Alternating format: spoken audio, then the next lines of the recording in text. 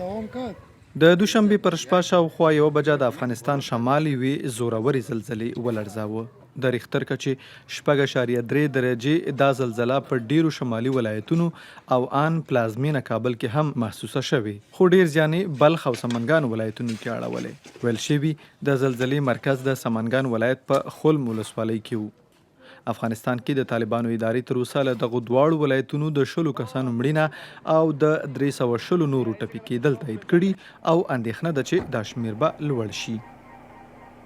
له بده مرغه چې په بلخ او سمنګان ولایت کې نږدې 320 تنه زموږ هیوادوال ټپیان شوي دي. البته شهیدان هم تقریبا د 100 څخه پورته دي. په خپرو شویو انځورونو کې لیدل کېږي چې خلک په ډیرو لومړنیو امکاناتو خاورو کې د بند پاتې کسانو د ژغورنې هڅې کوي او دا هم ویل شوي چې د دوشنبې تر سهاره دغو سیمو ته د ژغورنې ټیمونه نه ورسېدلي. زلزله حوالی ساعت 1 بجه شروع شده بود. زلزله 1 بجه شروع شوه. ډیر شدید ټکانونه چې آن موږ دروازه نشو خلاصولی چې بهر راووتو بهر خاورې وي، هیڅ نه معلومېدل. زما مور او ورور له خاورو او لرګیو لاندې شوي وو. د خلکو په مرسته مو وژغورل. اوس روغتون کې دي. خدا د شفاخانه است. زما ورندار په کور کې وه، هغه مو راوویستله. یو کس مو ورک و، ډیر مو ولټوه خو پیدا نه شو. وروسته مو ولیده چې هغه مړ دی، بیچاره تازه یې واده کړی و.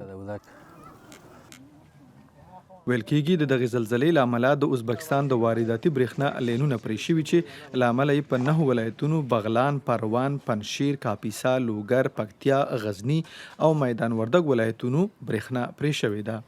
ملګرو ملتونو ویلي چې د شمالي ولایتونو زلزله ځپلیو سیمو ته د بیړنیو مرستو لپاره ټیمونه رسیدلي دي. د روان کال اګست کې هم د څو پرلپسې زورورو زلزلو له امله د افغانستان ختیځ، کونړ او ننګرهار ولایتونو کې هم له 2000 ډیر کسان مړه او زرګونه نور ټپیان شول. دغې زلزله کې د زرګونو کورونو په ویجاړېدو سره لسګونه زره کسان بې کوره شول چې لا هم سرپناه او لومړنیو امکاناتو ته اړتیا لري.